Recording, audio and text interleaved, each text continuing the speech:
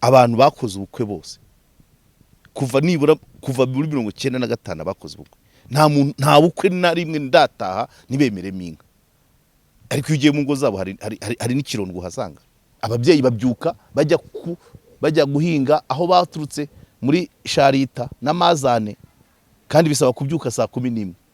Ababyeyi bagenda iyo saa 11 bagiye guhinga bamucutse umwe bagahita binjira mu bipangu, including n'abafundi bubakaga izo nzu.